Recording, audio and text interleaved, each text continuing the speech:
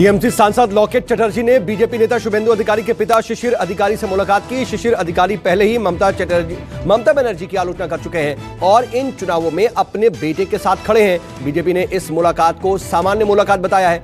शिशिर अधिकारी अभी भी टीएमसी के सांसद हैं।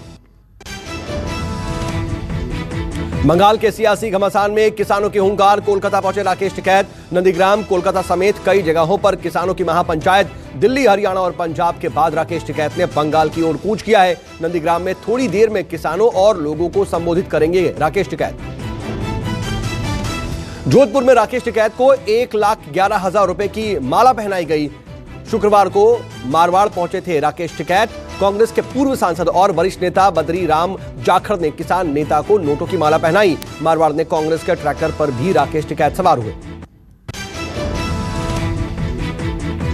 टीएमसी में शामिल हुए पूर्व केंद्रीय मंत्री और बीजेपी के पूर्व नेता यशवंत सिन्हा। टीएमसी का झंडा लहराते हुए यशवंत सिन्हा ने ममता बनर्जी की पार्टी का हाथ थाम लिया। यशवंत काफी दिनों से बीजेपी से नाराज चल रहे थे और कई मौकों पर बीजेपी की आलोचना कर चुके हैं। टीएमसी में शामिल होते ही बीजेपी पर वो हमलावर भी हुए और कहा टीएमसी बहुमत के साथ सत्ता में आएगी। आज बंगाल में तृणमूल कांग्रेस का और बंगाल की जनता का मुकाबला है। वो किसी भी हरकत से बाज नहीं आएंगे, तो वो किसी हद तक जा सकते हैं। लोगों की हत्या करा सकते हैं, लोगों के ऊपर अटैक करा सकते हैं, उनको इमोबिलाइज कर सकते हैं, किसी हद तक जा सकते हैं चुनाव जीतने के लिए। बंगाल के लिए बीजेपी के बचे हुए उम्मीदवारों पर दिल्ली में मंथन हुआ। बीजेपी अध्यक्ष जेपी नड्डा के घर बीजेपी की कोर ग्रुप की बैठक हुई। बीजेपी कोर ग्रुप की बैठक में गृह मंत्री अमित शाह भी मौजूद रहे। अमित शाह के अलावा केंद्रीय मंत्री जितेंद्र सिंह, असम के सीएम सर्बानंद सोनोवाल, हेमंत बिस्वा और इसके अलावा कई और दूसरे नेता भी उनके आवास पर पहुंचे। मुकुल रॉय भी बैठक में शामिल हुए। बीजेपी के कोर ग्रुप की बैठक के बाद आज शाम 7 बजे बीजेपी चुनाव समिति की बैठक होगी और इस मीटिंग में अगले चरण के उम्मीदवारों के नाम पर मुहर लगेगी। कोलकाता से सभी नेता दिल्ली पहुंच चुके हैं। माना जा रहा है कि पीएम भी शामिल होंगे इस बैठक में और इस बैठक में उम्मीदवारों की सूची को अंतिम रूप दिया जाएगा। बंगाल चुनाव के लिए 60 उम्मीदवारों के नाम पहले ही तय हो चुके हैं। बंगाल में चुनाव प्रचार के लिए खड़गपुर गए बीजेपी सांसद मनोज तिवारी का बड़ा आरोप। मनोज तिवारी बोले, मेरे हेलीकॉप्टर को नीचे उतरने नहीं दिया गया। मनोज तिवारी ने कहा, खड़गपुर में प्रशासन ने उनके हेलीकॉप्टर को नीचे नहीं उतरने दिया, जिससे वो चुनाव प्रचार नहीं कर सके, जबकि कार्यक्रम पहले से तय था। दोस्तों, मैं पश्चिम बंगाल में हूँ। आज खड़गपुर में मेरा कार्यक्रम था। मेरे हेलीकॉप्टर को उतरने की परमिशन अचानक कैंसिल की गई है। मुझे लगातार फोन आ रहा है वहाँ से और मैं बहुत दुखी महसूस कर रहा हूँ। खड़गपुर की जनता परेशान न हो। हम देखते हैं इसको कैसे कर सकते हैं, ये कितना रोकेंगे, हम आएंगे जरूर। कल टीएमसी अपना घोषणा पत्र ला सकती है। नंदीग्राम दिवस यानी कि कल 14 मार्च को ममता बनर्जी घोषणा पत्र जारी कर सकती हैं। कल शाम को ममता बनर्जी डिस्चार्ज हुई थी। ममता बनर्जी के पैर में अब भी प्लास्टर है। ममता बनर्जी व्हील चेयर पर ही चुनाव प्रचार के लिए अलग अलग जगह पर जा रही हैं। 15 मार्च को पुरुलिया के झालदा और बलरामपुर, 16 मार्च को बाकुंडा और 17 मार्च को झाड़ग्राम में वो सभा करेंगी। ममता बनर्जी कथित हमला मामले में बंगाल के मुख्य सचिव की रिपोर्ट से चुनाव आयोग संतुष्ट नहीं है। आज शाम 5 बजे तक आयोग ने मुख्य सचिव से और विस्तृत रिपोर्ट और साथ ही साथ स्पष्ट रिपोर्ट मांगी है। बंगाल के मुख्य सचिव ने चुनाव आयोग को शुक्रवार शाम रिपोर्ट सौंपी थी। रिपोर्ट में ममता बनर्जी पर किसी तरह के हमले का जिक्र नहीं। रिपोर्ट में भारी भीड़ की मौजूदगी का हवाला दिया गया। 4 से 5 लोगों के आने और अटैक करने की बात नहीं कही गई। बिहार में न्यूज 24 के ऑपरेशन साइलेंट का बड़ा असर हुआ है। बिहार में विपक्ष नीतीश सरकार पर लगातार हमलावर हो गया है। नीतीश के मंत्री रामसूरत राय की बर्खास्तगी की मांग को लेकर के तेजस्वी यादव ने विधायकों के साथ विधानसभा से लेकर के राजभवन तक मार्च भी निकाला। आरजेडी के मार्च से पहले बिहार विधानसभा में भी जोरदार हंगामा हुआ। मंत्री रामसूरत राय पर एक्शन लेने को लेकर के सत्ता पक्ष और विपक्ष में जोरदार बवाल कटा और नारेबाजी और बवाल के चलते सदन को स्थगित भी करना पड़ा। सदन के स्थगन के बीच विधानसभा के बाहर भी तेजस्वी और आरजेडी विधायकों के साथ प्रदर्शन उन्होंने किया। जो है जेडी और बीजेपी दफ्तर हो गया है। जो बीजेपी के मंत्री जदयू के मंत्री चाहते वही होता है। आरोप उन्हीं पे लगे हैं, वही गाइड कर रहे हैं आसन को। ये तो तानाशाही है। हमारी बात को रखने कहाँ दिया गया? ये तो गुंडा है ना। नेता विरोधी दल का राइट है कि जब भी वो उठे उनका बोलने का मौका देना। हाल ही में मुजफ्फरपुर में बिहार सरकार में एक मंत्री के भाई के स्कूल में अवैध शराब बरामद की गई थी। तेजस्वी यादव ने आरोप लगाया है कि जिस शख्स ने स्कूल में शराब होने की जानकारी दी थी, पुलिस ने मंत्री के भाई को बचाने के लिए उसे ही जेल में डाल दिया। अब इस मुद्दे को लेकर के विपक्ष नीतीश सरकार पर दबाव बना रहा है। बीजेपी ने आरजेडी के सारे आरोपों को झूठ बताया है। मंत्री जी के भाई के नाम से जमीन है जिसको उन्होंने लीज दिया हुआ है, रेंट आउट किया हुआ है। उस अकोमोडेशन पर अगर कुछ भी होता है तो जबरन उससे मंत्री जी का नाम जोड़ रहे हैं। इसका मतलब कि लालू जी अगर सजा याफ्ता है, आरोपी है, चारा घोटाले के सजा याफ्ता है, तो लालू जी का परिवार सजा याफ्ता माना जाएगा। तेजस्वी यादव को माफी मांगना चाहिए बिहार की जनता से और मुजफ्फरपुर की जनता से। दिल्ली से देहरादून आ रही शताब्दी एक्सप्रेस की एक कोच में अचानक आग लग गई। ट्रेन में आग लगने से हड़कंप मच गया और लोको पायलट ने इमरजेंसी ब्रेक लगाकर ट्रेन को जंगल में ही रोक दिया। कोच को फौरन खाली कराया गया और इसके साथ ही आग वाले कोच को रेलगाड़ी से अलग कर दूसरे डिब्बों को सुरक्षित बचा लिया गया। ट्रेन में सवार सभी यात्री सुरक्षित हैं।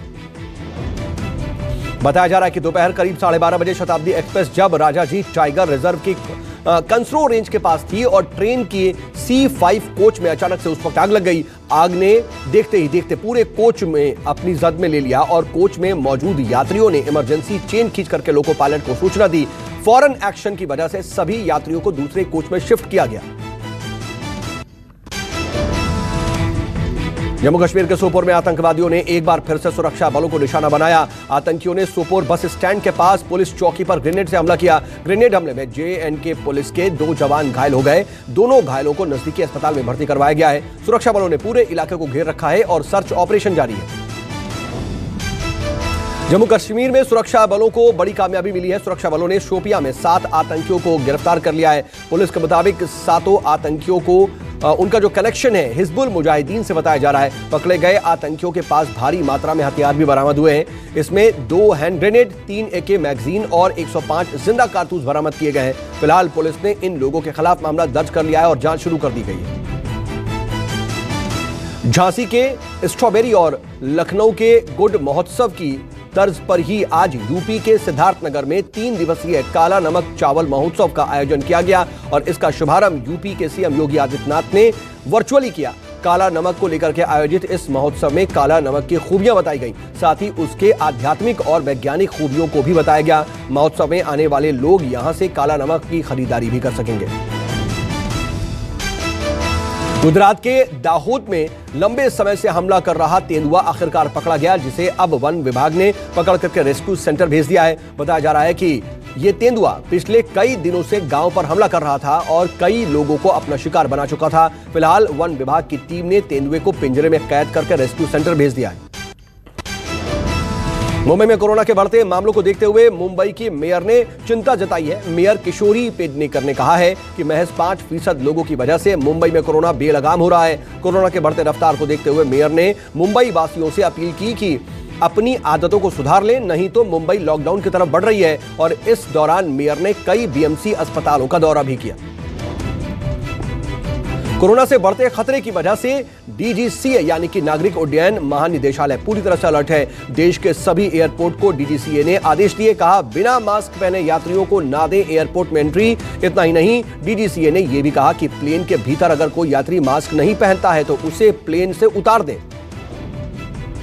देश में एक बार फिर से कोरोना संकट बढ़ता दिखाई दे रहा है। 24 घंटे में 25,000 के करीब मामले सामने आए हैं। एक दिन में 24,882 लोग संक्रमित पाए गए। पिछले एक दिन में कोरोना से 140 लोगों की मौत भी हुई। 19,957 लोग कोरोना से ठीक होकर के लौटे। अब देश में कोरोना के कुल मामले बढ़कर के 1,13,08,000 से ज्यादा हो चुके हैं। कुल 1,58,000 से ज्यादा लोगों की मौत हो चुकी है। देश में अब एक्टिव केस की संख्या लगातार बढ़ रही है। दिल्ली में भी लगातार दूसरे दिन सामने आए 400 से ज्यादा कोरोना मरीज। 24 घंटे में 431 कोरोना केस पाए गए। वहीं 2 लोगों की मौत हुई। 6,42,000 के पार हो चुके हैं दिल्ली में मरीज। और अब दुनिया में अमेरिका के बाद संक्रमण के मामले में भारत का नंबर दूसरा है। कोरोना ने पकड़ी रफ्तार। महाराष्ट्र में भी 15,000 से ज्यादा नए मामले सामने आए। पुणे, नागपुर, औरंगाबाद, जलगांव समेत कई शहरों में कोरोना केस बढ़े हैं। कई और राज्यों में लगातार कोरोना का खतरा बढ़ रहा है। महाराष्ट्र में 15,817 केस पाए गए। 56 लोगों की मौत हुई। नागपुर में लगा 1 सप्ताह का संपूर्ण लॉकडाउन। सड़कें पूरी तरह से खाली दिखाई दी। नागपुर में लॉकडाउन से पहले बाजारों में उमड़ी भीड़। नागपुर में 15 मार्च से 21 मार्च तक लॉकडाउन लगाने का फैसला किया गया है और लॉकडाउन के दौरान जरूरी सेवाओं को छूट दी गई है, लेकिन बाजारों में उमड़ी भीड़ ने प्रशासन के पसीने छुड़ा दिए। सोशल डिस्टेंसिंग की धज्जियां उड़ गई, लोग नहीं कर रहे थे कोरोना की गाइडलाइंस का पालन। कर्नाटक में भी बढ़ते संक्रमण की वजह से मचा हड़कंप। कोरोना के बढ़ते कहर के बीच हुबली में रथ यात्रा का आयोजन किया गया। इसमें हजारों की संख्या में भक्त जुटे। इस दौरान बिना मास्क और सोशल डिस्टेंसिंग के लोग भी दिखाई दिए। लोगों ने कोरोना नियमों की जम करके धज्जियां उड़ाई। यूरोप में एक बड़े भाग में कोरोना ने एक बार फिर से दस्तक दे दी है। इसके बाद कोरोना को लेकर के लोग एक बार फिर से घबराए नजर आ रहे हैं। इटली में कोरोना के चलते 25,000 से ज्यादा मामले सामने आए हैं और इसके बाद आधे से ज्यादा इलाके में 15 मार्च से सभी स्कूल और दुकान साथ ही रेस्टोरेंट बंद कर देने का फैसला लिया गया है। वहीं जर्मनी की पब्लिक हेल्थ इमरजेंसी ने भी चेतावनी जारी की है। जर्मनी ने तेजी से बढ़ रहा कोरोना का कहर दिखाई दे रहा है, जो कि बच्चों को अपना शिकार बना रहा है। राजस्थान के जोधपुर में दर्दनाक सड़क हादसा। यात्रियों से भरी बस ट्रेलर से टकरा गई। हादसे में 5 लोगों की मौत हो गई। दर्जनों घायलों को इलाज के लिए अस्पताल में भर्ती करवाया गया। हादसे के वक्त बस में करीब 17 लोग सवार थे। मरने वालों में 2 महिलाएं और 3 पुरुष शामिल थे। बस में सवार सभी लोग दिल्ली के रहने वाले बताए जा रहे हैं। बिहार के सुपौल में एक ही परिवार के 5 सदस्यों ने खुदकुशी कर ली। घटना के बाद से पूरे इलाके में हड़कंप है। पति पत्नी, 2 बेटियां और 1 बेटा कैमरे में फंदे से लटके हुए कमरे के अंदर दिखाई दिए और पुलिस ने शवों को कब्जे में लेकर के पोस्टमार्टम के लिए भेज दिया। पुलिस ने जांच शुरू कर दी है। यूपी के फतेहपुर में जहरीली शराब पीने से 2 लोगों की मौत हो गई। कईयों की हालत बिगड़ी हुई है। जहरीली शराब से तबीयत बिगड़ने पर लोगों को अस्पताल में भर्ती करवाया गया। पुलिस प्रशासन के मुताबिक जहरीली शराब से बीमार लोगों की बढ़ सकती है तादाद। प्रशासन ने अस्पताल में पुख्ता इंतजाम करने के भी निर्देश दिए। यूपी के बुलंदशहर में दबंगों का आतंक। तकरीबन आधा दर्जन लोगों ने 2 युवकों को बीच सड़क पर दौड़ा करके पीटा। दबंगों की पिटाई का वीडियो सोशल मीडिया पर वायरल है। वीडियो वायरल होने के बाद पुलिस मामले की जांच में जुटी हुई है। वीडियो के जरिए पुलिस आरोपियों की तलाश में जुटी है। सलमान खान की मोस्ट अवेटेड फिल्म राधे का पहला पोस्टर रिलीज हो गया है। पोस्टर में सलमान खान पूरी तरह से एक्शन भरे अंदाज में दिखाई दे रहे हैं। सलमान के फिल्म का पोस्टर शेयर करते उन्होंने लिखा, ईद का कमिटमेंट किया था, ईद पर ही आएंगे। साथ ही भाईजान ने फिल्म की रिलीज डेट का भी ऐलान कर दिया। फिल्म 13 मई को रिलीज होगी। बैडमिंटन स्टार साइना नेहवाल की बायोपिक साइना का पहला गाना परिंदा रिलीज हो गया है। फिल्म में परिणीति चोपड़ा के साथ कोच की भूमिका में मानव कौल भी नजर आएंगे। रिलीज होते ही यह गाना वायरल हो गया है। त्योहारों पर एयर इंडिया की क्षेत्रीय सहायक एयरलाइंस कंपनी अलायंस एयर अपने यात्रियों के लिए शानदार ऑफर लेकर के आया है और इस ऑफर के तहत सिर्फ 999 रुपए में यात्री हवाई सफर कर पाएंगे। कंपनी इस ऑफर के तहत कुल 60,000 सीटों के लिए आज से बुकिंग शुरू कर चुकी है। स्पाइसजेट यात्रियों के लिए 299 रुपए में कोविड टेस्टिंग की सुविधा शुरू कर चुका है। यात्री अपना PNR नंबर बता करके वेबसाइट से RT-PCR कोविड-19 टेस्ट के लिए अप्लाई कर सकेंगे। कंपनी के मोबाइल लैब पहले चरण में मुंबई और दिल्ली में आम जनता को यह सुविधा देगी। लोगों का घर से ही सैंपल कलेक्ट किया जाएगा। वहीं यात्री नजदीकी स्पाइस हेल्थ मोबाइल लैब पर जाकर के खुद टेस्ट भी करवा सकते हैं।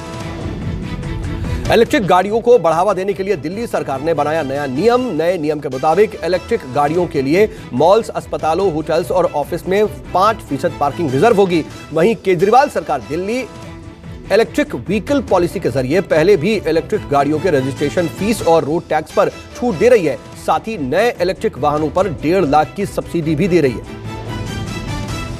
19 मार्च को भारत में लॉन्च होगा माइक्रोमैक्स इन 1। इंडिया का नया ब्लॉकबस्टर है फोन की टैगलाइन और माइक्रोमैक्स की ऑफिशियल वेबसाइट पर इवेंट की लाइव स्ट्रीमिंग भी दोपहर 12 बजे से की जाएगी। कंपनी ने मीडिया इनवाइट भेज करके इन फोन्स के लॉन्च होने का ऐलान किया है।